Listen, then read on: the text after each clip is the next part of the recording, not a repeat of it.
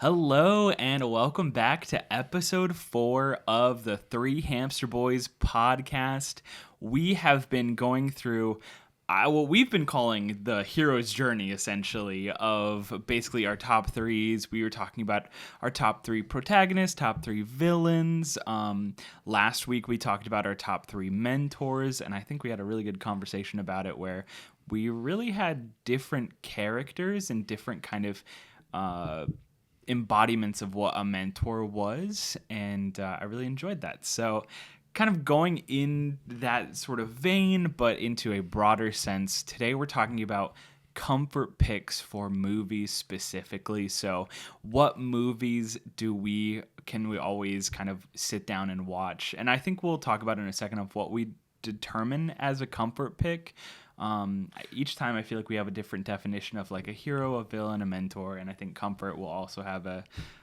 Yeah, and also the caveat that, okay, I'm their dad, so they grew up watching movies that I watch, and then they're pretty close to the same age, so they kind of grew up. So there's a lot of crossover, I think, with how we watch things and what we do. So there's a possibility that we're going to get some duplication of stuff, or at least close to duplication. Yeah, we try not to have the same things, and we each kind of go off and do our lists. I think this week in particular, we were really trying not to step on each other's toes because we knew that a lot of our comfort movies would be similar and are similar, if not the same movies. So there's a little bit of variety, and because of that, we also have an honorable mentions that we'll talk about today as well, just because...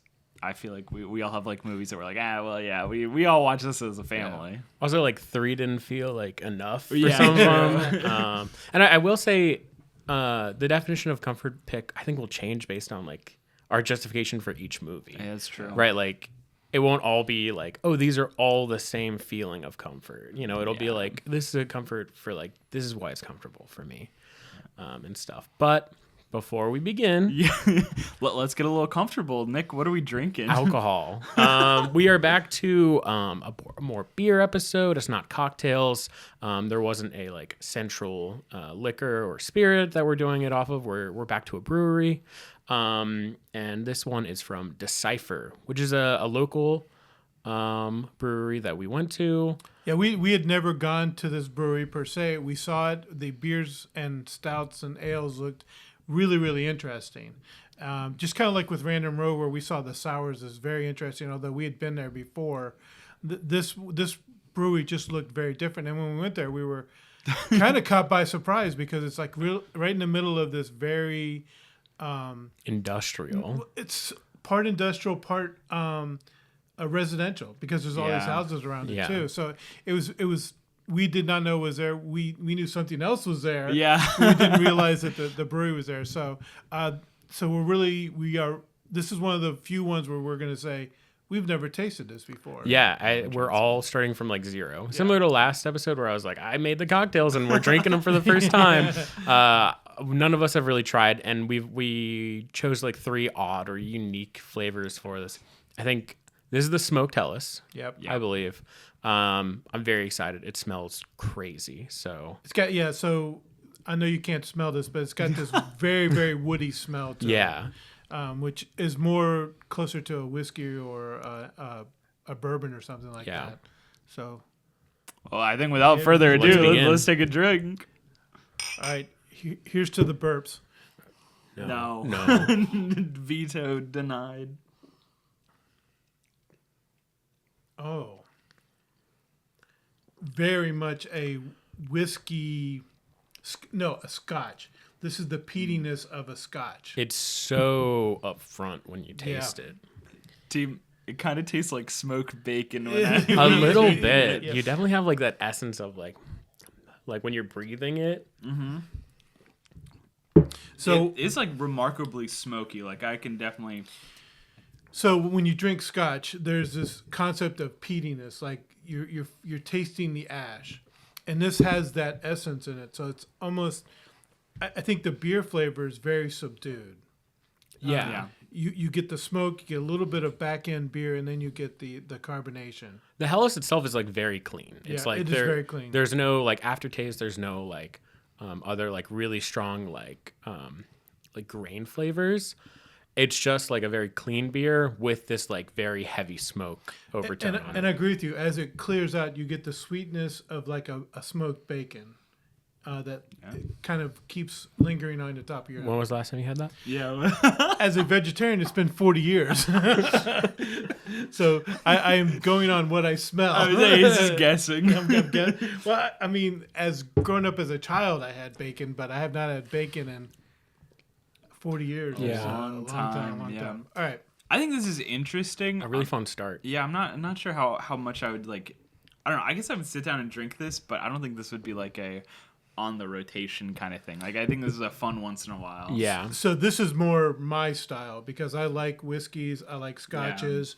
This is really up my alley. This would be something that if I was, instead of having a scotch which is a little bit heavier, getting this as something light and refreshing instead of a scotch. It also might be like a good like winter cool beer. You guys are convincing me. Yeah. Yeah. Well, like I said, it I think it is not for everyone. Yeah. Yeah. All right. Well, hopefully something that is for everyone. We'll go with Dad. I think I'd like you to kick us off here. Okay. What are comfort movies in your mind, and what is your kind of like number 3 or the first comfort movie that you want to talk about here? Yeah. So I took this I took the what I call the Netflix approach to this. Okay, and this is going to be very strange. So I basically said, what are the 3 genres that I will always stop for in Netflix to watch? Okay. All right, and if you go to Netflix and you look under my name, you'll see, well, because everyone else looks under my name, Right, you'll see some chaos in there, but there are basically 3 types of movies that you'll see. Discounting documentaries. You'll see military, you'll see kind of comedies, and then you'll see action adventure. So I thought, and if you look at that list, you'll see the most frequent ones that I do and then the least frequent ones. So the least frequent is really the comedies. It's really hard for me to look at a comedy and go, I want to watch it or I don't want to watch it. Usually I fall into them because I say, oh, it looks curious. I do like British comedies, so, you know, Faulty Towers and Holy Grail are things I like. But when I looked at what is a movie I would sit down and watch if it was on, 2 movies came to my mind initially, but they're never played anywhere. Strange Brew and Better Off Dead are 2 movies that if I saw them, I would sit down and watch them, but nobody ever plays them. So I discounted those. Those would probably be my top 2 if anyone ever played them. So I feel like a very outdated, like, oh, I'm waiting for it to be played on the TV. But I think a lot of them are not on like your typical streaming services. Kind of what they're you're actually saying. on no streaming services. You have to pay for them. You have to rent them. There are no free streaming services with these 2. Well, none of the streaming services are free. Well, I know, but you know, they eventually they'll hit Netflix or Prime, right? Yeah. But these haven't. Yeah. So that's what YouTube exists. YouTube doesn't. Only has to rent it. You have to rent it. Yeah. You Yeah. do, yeah. Yeah. So so what I said was I was thinking about movies that were free that just they play all the time. So my choice. So there's another one. So there are some older movies that really fell in this category too. One is It's a Mad, Mad, Mad, Mad World, and this is my nephew's favorite movie. He could watch it all the time. This is a movie from the early 60s. Don't know why he likes it, but he loves this movie. So he's going to be mad at me that I didn't pick it. It's a really fun movie. It is a fun movie. It has a lot of stars in it playing offbeat roles. And so that's why the movie I'm going to say is my always comfort movie from a comedy standpoint is Airplane. No matter where in the movie it is, I can sit down and watch that movie. And it's just one of those ones where you see a lot of characters that are older characters from very different, like Mrs. Cleaver, June Cleaver's in this movie. Leslie Nielsen is in it, and that ended up launching his comic career. So I think Airplane was just such a revolutionary film as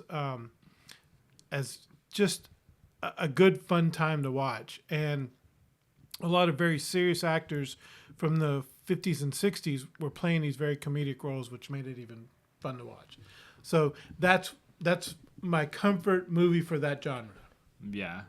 Very complicated. Sorry. I was like, we hit like 4 or 5 movies Different in movies. in the explanation here, but no, that's fair. Yeah, I think I don't see you watching a lot of comedies, but I can definitely see where you're coming from with that being like that big comfort pick for you.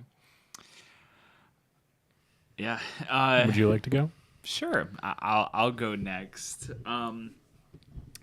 I think when I think of comfort movies, I think of movies that I can sit down and like watch and like just chill or do anything else. It's a movie that I can like have playing on in the background, and I just kind of like, especially on a day like today, it's been very rainy. I'll put on a movie, get some tea, maybe play a game like Stardew Valley or like Potion Permit, just kind of chill.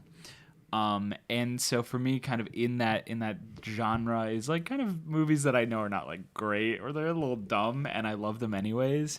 And I think the Lego movies in all of their glory fit into that. Yeah, they're kind of dumb, but they're silly, and like I love the jokes.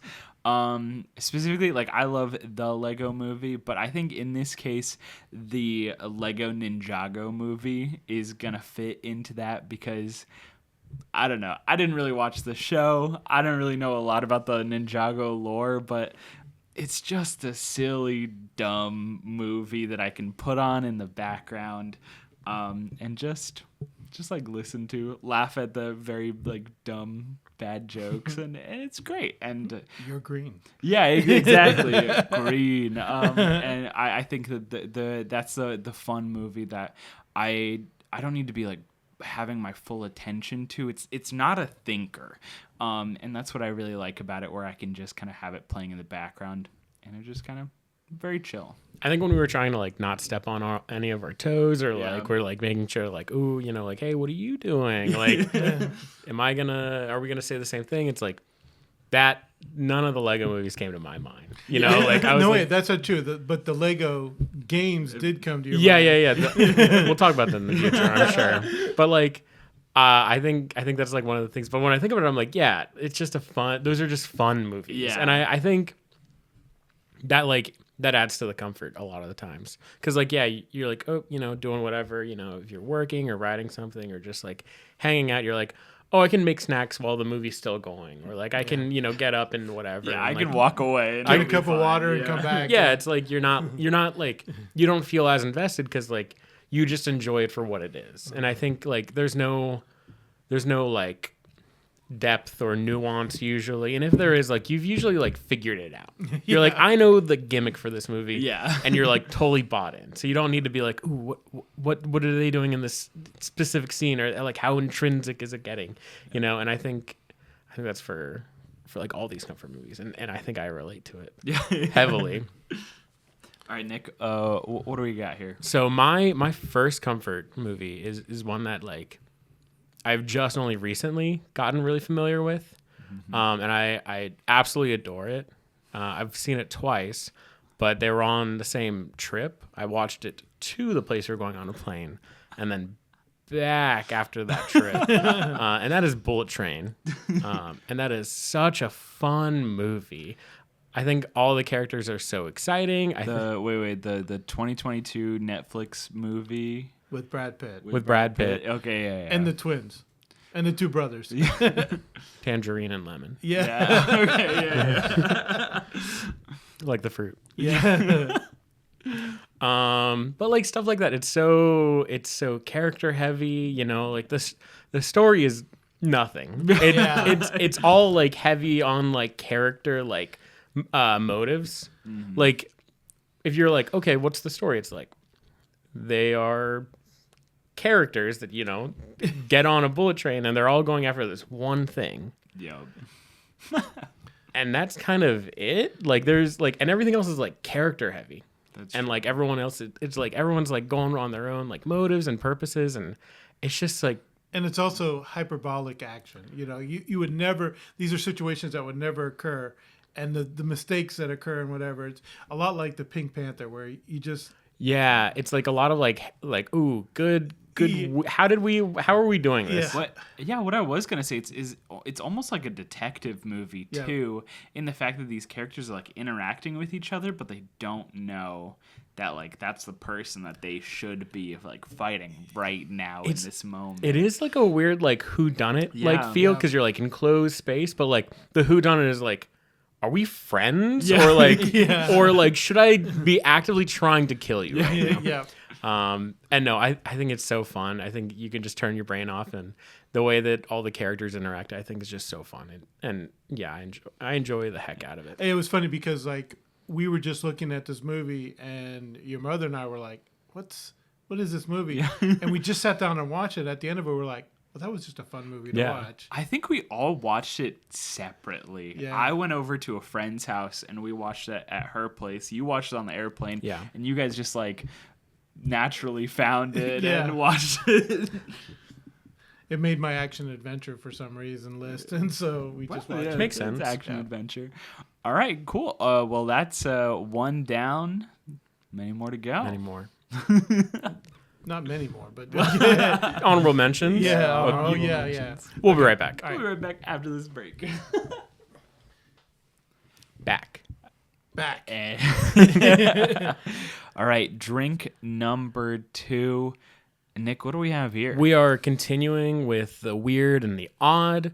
We have a Creamsicle. creamsicle beer.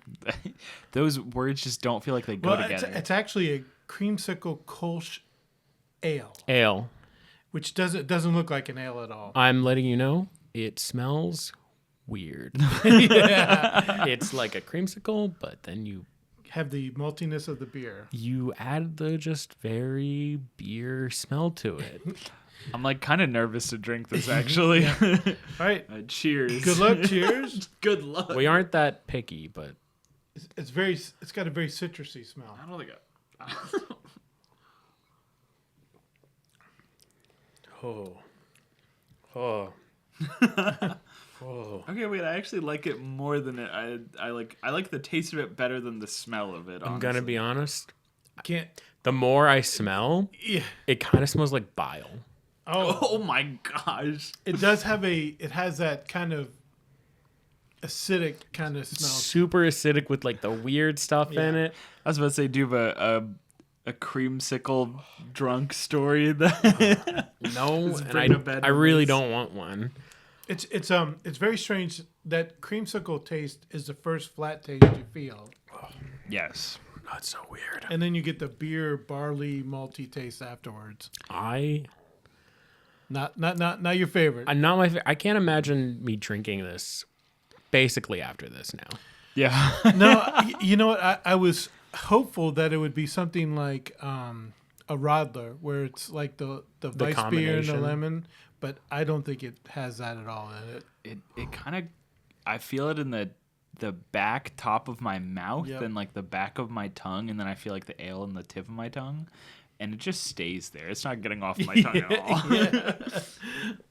This doesn't feel as clean as the first No, one. no, it's definitely not as clean. It I likes take to it back. linger. I definitely drink the other one more. It likes to linger. Yeah. But it's an odd one, you know. I think I was like super curious to at least try it.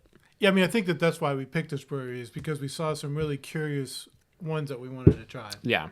Something we didn't mention is when Dad and I walked in here to get this alcohol, they just had a glizzy stand right in the front. Like you could just pick up hot dogs from like the little heater oven thing that they had there. You know, like the stuff you see at 7-Eleven. Like the spinning. Yeah, Yeah, the it's- spinners, and they had the bun. They were like buns underneath in the buns steamer. in drawer. Yeah, it was great. So we were like, they were having some sort of dart competition there, and so we were like, there was no cost, there was no one watching. It was just right there by the door. Yeah. Should have grabbed a glizzy. You should have. Yeah, it was different, but it looked like a fun place to go to. I agree. Really good outside area too for. Yeah, they had a lot of outdoor space, which is nice, especially now that it's not summer and super hot. We can Yeah. actually like, go outside and sit out and enjoy until it gets too cold. Then Mom can't enjoy it. Yeah. Thankfully, the humidity's kind of true. trying to drop down. It's really rainy today, so not yet, but No. it's getting there. All right, Nick. Rainy days. What's movie number 2 for your comfort movie pick? And maybe it's not like a rainy day movie. This one is one of them that I thought our dad would immediately pick. Because he talked when he showed it to me, he talked about it with such affection and like memories with it. And like him walking me through all the stuff about it, I was like, oh, this is such a fun movie. And that is Blues Brothers. That movie is just so fun. It's so like after knowing all the lore and like all of like the actors and musicians that are in it, and like it's such a like a fun movie. It's like so bright and like it's like such a positive movie. I feel about Blues Brothers. It's like it's very hopeful, especially because like the main characters aren't good people. No, They like check out of jail at the start, and but they're like, hey, we gotta get money for the church. gotta get it for the Penguin. Yeah, exactly. And then like just it's so there's a joy about like building a band. Like you're like, we're getting the band back together. Yeah. Like that sort of niche, and like seeing that in a movie, I think is so fun. A lot of times it's like, yo, it's the Blues Brothers, they're back, and like we're doing one night only giant show, like we're making it, we're making all the money while the most absurd things happen, like a rocket launcher blowing up their apartment building and them just climbing out of the rubble and being like, all right, time to move on, like Yeah, but that was the ex-girlfriend, Princess Leia. yeah, exactly. Carrie Fisher, it's so funny to see all these actors doing these like weird things. And not only that, but I spent my like middle school years in Chicago, so a lot of these places I knew Yeah. from just going through the town of Chicago. So that was what made it even better, because like the Nazi scene in there, every year in Skokie, the Nazis would get there, and it was always this chaos thing, and they really turned it around into something totally, totally crazy, because it's not a good situation that was going on in Skokie, but they kind of made fun of it really well. I am really surprised that when we talked about it, Blues Brothers did not make your list. So that's probably not one that I think about watching all the time, and I don't know why. Now, if my brother would have been here, Yeah. I think Steve would have watched. Yeah. Steve would have done Blues Brothers because I know he really likes that movie. It's just not one of those ones that I love the movie, but it's not not one of those things that We got to get one of your brothers Yeah. to come up here and What an interesting perspective. Sit down. Yeah, we should do a show with me and my two brothers. And see Yeah, what that would be crazy. We're just off to the side. Yeah. We're just drinking the rest. Yeah. I think I'll go next. Do it. This for me is kind of when I think about comfort movies, again, very similar to the Lego movie. I think of like movies that I'm able to sit in and like get some tea, curl up, get a blanket, watch. And Studio Ghibli, of course, is I think the master of that. They capture that environment. Yeah, they capture it so well. And even if there's like fights or whatever, the artwork, the scenery, everything is just so beautiful that I can just still watch it and enjoy it without feeling like too anxious or kind of all over the place. I think for this one, obviously there's so many great movies, and we've been slowly showing them to the parents. I think right now the parents have seen Spirited Away 'cause it's a classic, and Howl's Moving Castle. Yep.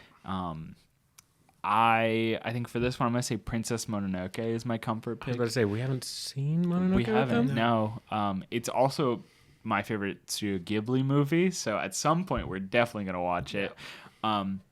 But it's, I think, in the same way, it's not necessarily one of those movies that you can like turn your brain off, like the Lego movies, because I think it's like so important to just like watch and kind of absorb the narrative storytelling that's happening through this show. But I think that the movie. storytelling is not fast. It's slow and deliberate when they do the story, and you're watching things evolve and go and whatever. You'd be surprised. Mononoke is a lot like a different tempo than like Spirited Away. Than Spirited Away, or yeah. Howl's. It's like it starts off with like an immediate threat. Oh, really? Yeah. So it's very different. It's Yeah. very different. And in this one, a lot of times, like Spirited Away and even Howl's Moving Castle to a point, there's not really like a like big antagonist. It's Right. kind of like, I need to get my parents back, or I need to get back to my parents, but there's not a big antagonist. In like Princess Mononoke, there are like two sides that are clashing, Oh, okay. and arguably neither of them are wrong in like their wants or their desires. It's like this clash and trying to find the solution for this sort of situation. Yeah. I think you can definitely side with one side a little bit more than the other, but Yeah. at the end of the day, it's like this kind of balance that needs to be found. And especially from the main character's perspective, it's like Yeah. a dilemma that he is having because he likes both sides. Like he's connected with both of them. Oh. Right, yeah. It's a great movie. We're definitely going to watch it, but it's, yeah. I definitely agree. A lot of like Ghibli movies are like very feel good. I think Mononoke is a little surprising just because like I think that is one of the more like tense ones. Yeah, it's less feel good than some of the It has other like a ones. lot of stakes going on, Yeah. and they set up like I said, it's like immediately like there's an issue. I mean, I don't think Spirited Away is a feel good movie. There are parts in there where you're just not, where you're uncomfortable. I think it has like uplifting moments. Yeah, Yeah. it does have uplifting moments. Like, I don't know, like No Face, like being like, oh no, this is not a good spirit. And then all of a sudden he's like, oh wait, he's actually just kind of a chill guy. He's Just hanging out. yeah, he's just hanging out. Yeah. Yeah. But yeah, we have plenty more Studio Ghibli movies for y'all to watch and for you to see. I haven't seen a lot also. Yeah, well, both of you then. Line them up. Let's go. All right, Dad, what's your second? Okay, so the second one that I'm going to do is one that caught them by surprise when I said this was a comfort movie. It still does. Yeah. So as I grew up, my dad was in the Navy and traveled a lot. So when he came home, he watched certain movies, and they were almost entirely westerns and military movies. So I grew up with a dad in the Navy, and then I ended up going in the Navy for 9 years. And so I've also loved documentaries. So military or war movies have really been a comfort place for me to go to. And it's been because I can relate to the characters there on some level, right? There are some, like, if you watch Apocalypse Now, I'm not relating to anybody on that in that movie because they're just so far out. But there are characters in almost all these movies where I can say, that's me or that's my dad or whatever. And so and there's been some great ones. We were joking about is that Saving Private Ryan is probably my favorite military movie, but there's no way I can call that a comfort movie. The reason that's my favorite film is because it is the most realistic military movie I've ever seen based on what I've seen. Mm-hmm. And so because that is so close to home, it can't be a comfort film for me. Right. However, we don't live in black and white, so my comfort film is a very old World War II movie that's in black and white and had basically every star from the 40s in it. And the movie was The Longest Day. And it was the longest movie that I ever saw. It was longer than Gone with the Wind. It had every British, Canadian, Australian, American, and German actor all in it. And it's all about D-Day. It's about the troops that were in the back, that paratrooped in, and all this stuff. And it led to a lot of great movies like Midway, A Bridge Too Far, Big Red One, all these really great military movies that were different aspects of the war as Americans went across Europe. And I think that when you see, and it had all of these American actors that always played hero types, and they were all the generals and the guys in charge. You saw them in these very heroic roles doing this. A lot of them got killed as part of the movie, which is, once again, why you have a hard time finding it a comfort film. But for me, it was when you join the military, you do it because either you're a prisoner and you have to, criminal, and you have to join the military to get out of jail time, or there's a certain part of that's the truth. So there's two ways you go in. You go in as a criminal because you don't want to go to jail, or you go in because you have this sense that you have to serve. No, I mean, I believe you. It's still just a crazy statement. It is a crazy statement. So, so when you go there and you've served, you have this certain link to these characters doing these things that anybody that wasn't in the military could never imagine doing. But, I joke with them is that I would be up for 36 or 40 hours on a submarine, and that was normal for me.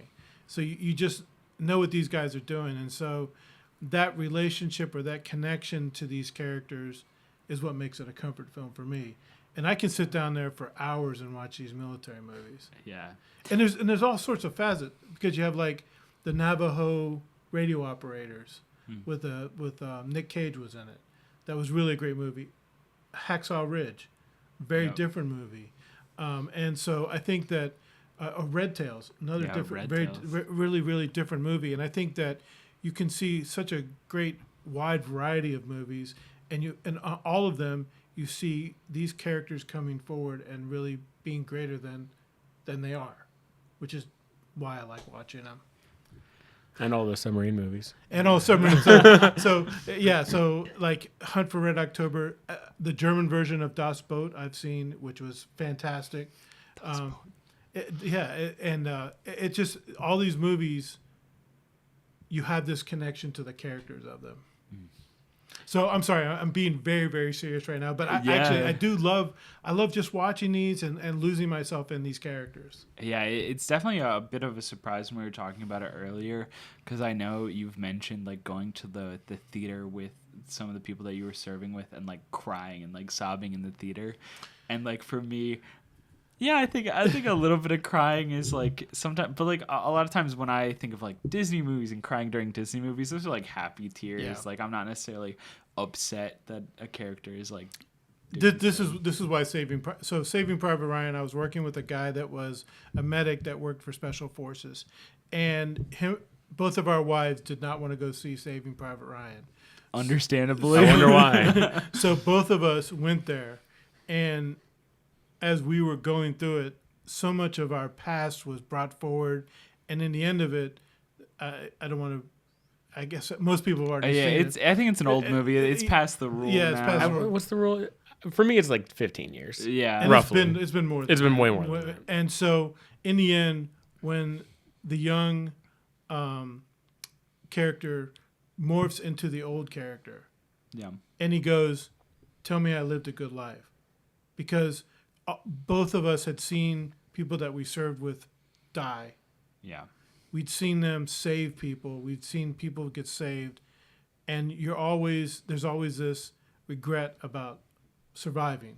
This is survivor regret, and so you always want to think that, did you earn the life that you got? Yeah.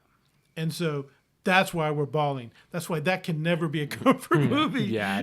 But that's what you're thinking about, is you're thinking about that side of it, and take nothing away from it. Mm-hmm. Right. But, when I think about it, I think about the Fighting Seabees and John Wayne throwing the hand grenade as their construction guys are tearing down the Japanese oil field. It's one of those, it's kind of true, but it's just kind of over the top because it's Hollywood. Yeah, right, it's like the picture that they. Yeah. It has to be a little more cleaner. Yeah, I think today when you see these movies, they're much more realistic, right? They're much more true to what it was in general. Yeah. And I think Hacksaw Ridge maybe was a little more dramatized, Hollywooded. But yeah. Yeah. But anyways, why am I talking the most in this episode? I mean, I feel like it's like Yeah. the most justification and at least like I think you have the most like out there from like our point of view. Like I don't need to justify too much on why like, oh, this movie is comfy. Yeah, I very rarely watch movies. That's not true. When we get to my number one, you'll see. Yeah. It becomes almost a routine when watching this sort of things. Yeah. All right. With that, we're going to take a quick break. And when we come back, we'll have number 3 and some honorable mentions. Even though I feel like we've mentioned like a bunch of honorable mentions. But maybe a little more. Yeah, maybe a little just to know where we're coming from. Yep. Yeah. And we are back for our last drink. We'll do some honorable mentions and we'll talk about the number 1 comfort pick that we have. So Nick, kick us off. What are we drinking here? We are drinking the most unique one. I think it's at least got the most like layers of it. I was like, that creamsicle one was very unique. This one is super odd. It is a toffee coffee, coconut, oak barrel aged beer. Yeah, It's a beer. It's a beer. And what's really fun is we have bottle like 300, and this is the first time it's been made. We have a serialized bottle.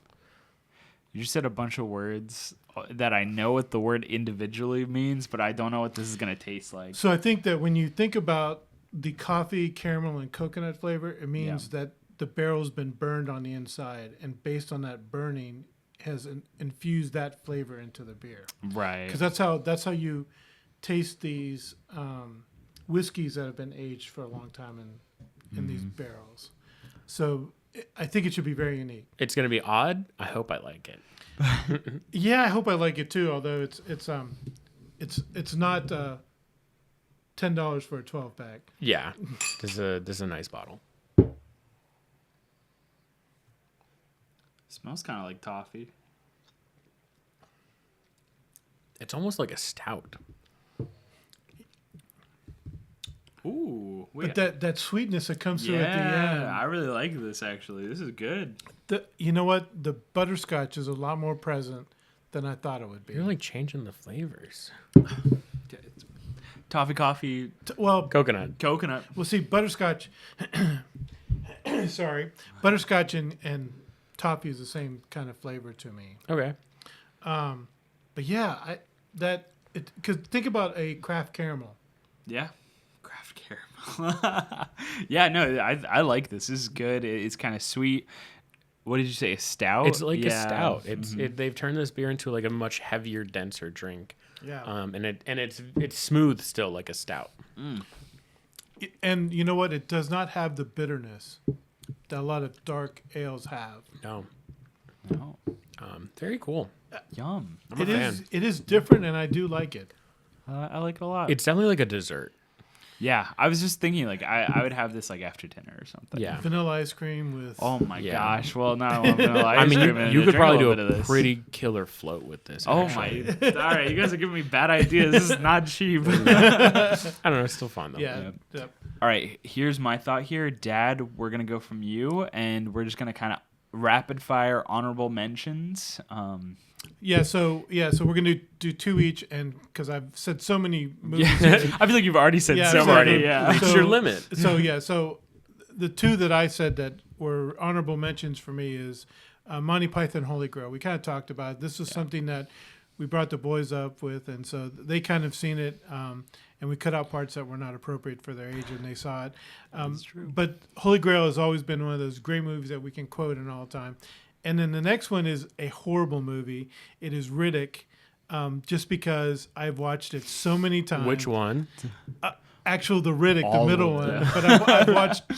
You know what? I've only seen pieces of Pitch Black. You haven't seen the full movie? No. I've seen the full movie. Yeah, see, that one's less interesting to me. I loved it because the other two are so bad. They're so bad. They're so bad that I love watching them. First one's not much better. I'm gonna be honest. But yeah. So the other ones are just great. But I put Riddick there because it really is. It's really Vin Diesel being Vin Diesel in that movie. It's so Just doing much. whatever. Yeah. like Triple X. Yeah, like Triple X or Fast and Furious. Those are all sort of very different characters. But yeah, I see where you're coming Yeah, from. but that movie plays all the time, and every time Yeah. I see it, I stop, and so that. Yeah. For me, I think my honorable mentions. There are a lot of movies kind of going through my head. But Disney, of course, we haven't mentioned any Disney, and sorry, Disney heads. None of us are gonna throw in a Disney movie for the last one, so I'll throw it in as an honorable mention.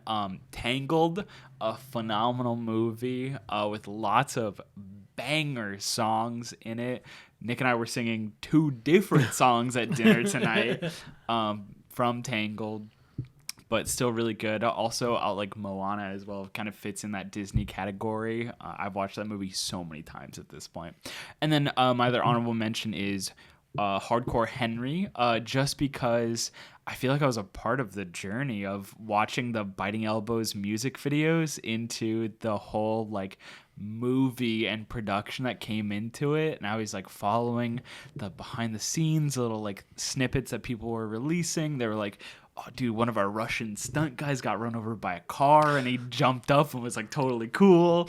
And like I was super excited for the release of the movie. I think a lot of people were like, this is not a great movie, and like I get it, but I think it's such a fun movie with so many cool like stunt and action, like practical effects and practical things in it, that it's just a fun movie for me. Plus, it was groundbreaking in that it was first person. It's such a Yeah, novelty. it makes some people sick, and I get it. Yeah. Yeah. My honorable mentions. First one, obviously, it's one that I think a lot of people would choose as their like number one comfort. Like they would immediately and like instinctually go to this, which is The Princess Bride. Yep. I feel like that like so many people have grown up on that movie. Yeah. You showed it to us, and like it's so quotable. It's such a charming film. There's just so many great scenes and moments. It's just so many quotable like sort of moments. I don't think you know what that word means. It's so funny. It's so good. It's so quotable. It's so fun.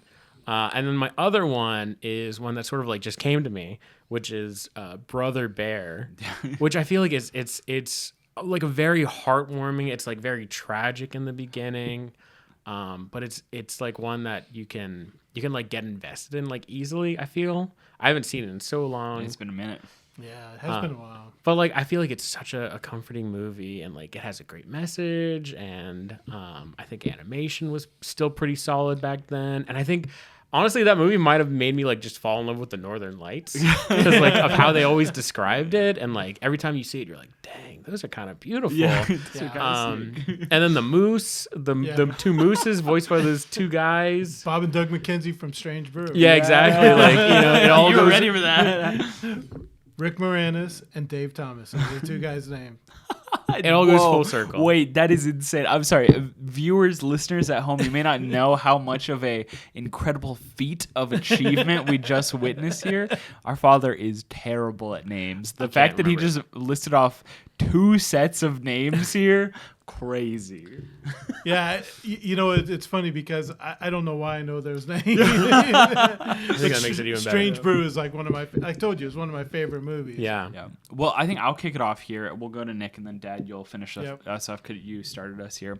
A name that we've said a lot on the podcast, especially when we're talking about movies, is, of course, Bruce Willis. Dad, I think that's your fault at the end of the day here. But we grew up on a lot of Bruce Willis, and because of that, there are a lot of Bruce Willis movies that have become staples for our household, or just kind of comfort picks. Household names. Yeah. They're ever present. So for me, my number one kind of comfort pick, aside from, I'll be honest, like the 2 other comfort picks that Nick and Dad chose are also very much my own comfort picks here. But The Fifth Element, definitely just a fun movie that we can watch at any time. I remember I was watching it on my computer, and Mom opened the door. I paused it, and she goes, "Oh, you're watching The Fifth Element again?" And I'm like, you see like a snippet of the movie where they're like on the airplane to go to the planet. Like, I'm like, how does she know this? One frame. Yeah, one Yes. frame. She just knows, because we've seen it so many times, and it's still just kind of like a fun movie. That's kind of just a staple. Yeah, I mean, I think another like very quotable movie, and like there's like so many moments where you're like, gosh, this doesn't make any sense, but it's so good, right? Like it's such a flashy film. Like it's so over the top. The setting is crazy. The like actual like purpose of why they're all doing. You're like, what are we actually doing? What is here? happening here? You know? Yeah. And I think it just like, and then Bruce Willis just being like, I'm basically just a New York cop in the future. You know, like he's not playing a different character. No, and nobody takes himself seriously. no, Yeah. it's crazy. And like quotable, I think we say like, "Hey lady, I only speak 2 languages, English and bad English." You know, like we say that so often. I think there's so many of the performances. You're like, God, how did they keep a straight face? Like a lot of these times. No, it's just a really charming movie. Yep, absolutely. Okay. Right, yeah, Nick, for you're up. not my number one. You definitely like you and I were Yeah. like, ooh, who's gonna choose it? Which is Scott Pilgrim versus the World. Yes. Which it's incredible on so many levels. The first one being like the cast is just crazy for no apparent reason. It's like a young everyone. Yeah, it's like they weren't like that big back then, but like it's so good. Like Michael Cera, Chris Evans, Aubrey Plaza, just like so many good characters, and it's so crazy. I think it is such a special movie because it's like it was adapted from the comic, The right? comic, The yeah. comic. Yeah. Those usually don't go too well, especially when it came out. And like the premise of it, you're like, this would never be good. But then you're like, wow, this is awesome, and it has so many like, it's so geeky. Yeah. It's like such a charming movie in the sense that you're like, I play video games. I know what they're talking about. I know what they're doing. And saying just like a socially awkward person be the main character, he's like so good. unlikely. It's so good. And once again, so quotable. You just turn off your brain. It's so good. I think it's like easily in my top 5 movies like of all time. Yeah. You can just hop in. And you're like, oh, Scott Pilgrim, bread makes you fat. Yeah. It's like literally like a cult classic. Yeah. And like it's absurd is such a good way of putting it. Like the bad guys explode into coins, which like Michael Cera's character Scott is like, oh, I guess I have bus fare now. Like it's so, I don't know, it's so good. A lot of great characters. Yeah, a lot of quotable moments. Really just a movie that we've seen so many times. And can I say, Yeah. incredible soundtrack. Oh, the soundtrack is so Incredible good. soundtrack. Yeah. Sex Bomb, the fictitious band that they make, yup. so incredible. So good.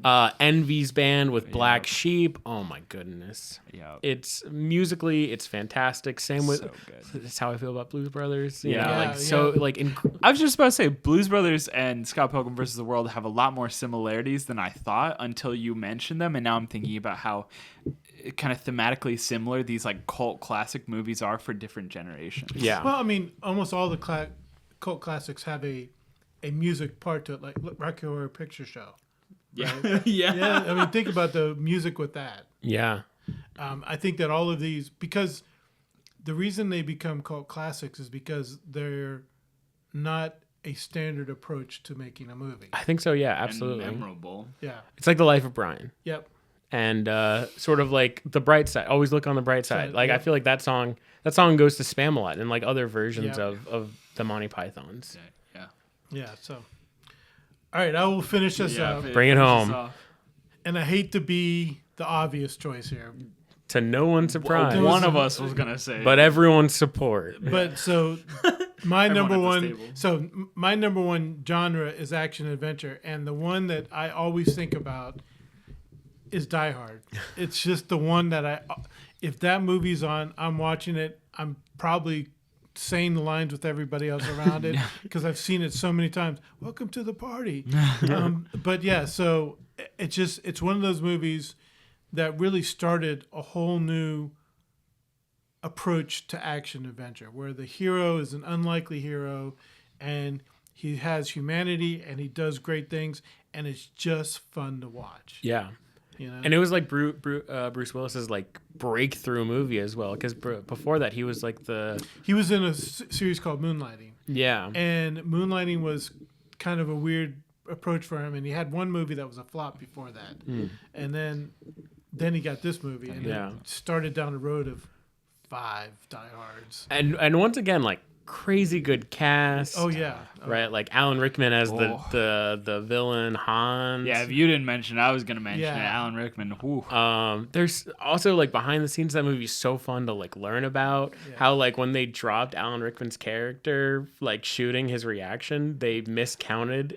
on purpose. So On they purpose. said we're going to drop you on 3, and they dropped him on 2. Oh no. So the look in his face is actual It's betrayal. real. Actual betrayal. Well, he said, How could you do this? well, no, this is what the guy said. He said he did it as the last thing they did on the movie because he knew he would be so mad he wouldn't do anything else. So it was the very last thing they did out of all the acting pieces of it. Which is crazy because movies are filmed so out of like order. Out of order, but that yeah. was like the last thing they did. And he said he was so mad. I bet. But yeah, Die Hard is the best Christmas movie. I don't care what Best- anyone yeah, says. it's the best Christmas Everyone movie. argues, oh, it's not a Christmas movie. It absolutely is, it's and it's definitely a it's Christmas it's the movie. greatest They're one. singing Jingle Bells at the end. Ho ho ho! I have a machine gun now. Now I want to go watch Die Hard. It's a great movie. Anyways, I think that's it. Yeah, we've we've hit 'em had all. we've had weird drinks tonight. Very weird, but I think it was well worth going to this brewery. I think this one's my favorite. I think this is my favorite as well. I do like this one. I am it. You really like the first I one. like the don't you? Smokehouse a lot. The creamsicle didn't make the top three. Creamsicle, not a hit. I think eventually we might have to like rate all the drinks we've had. Oh my throughout. gosh. This might be up I there. gotta start taking notes now. Yeah, We're gonna have to look back on episodes and be like, how did I react to that? yeah, exactly. All right, so I guess that's it, and we will talk to you next week. Yeah. Yeah, I don't even think we know what next week's theme is gonna be yet. I don't think we do. We've got just so you know, we've got so many different things that we're thinking about. If you have any recommendations, as always, write in the comments. Yeah. We'll do the regular subscribe, like, Do ring all the the good bell, stuff. do all that stuff. So now that we've got video, Oh yes. Yeah, you can so- see us now. you can see us now. But wherever You can click away if you'd like. See ya. take it easy. Bye-bye. Bye.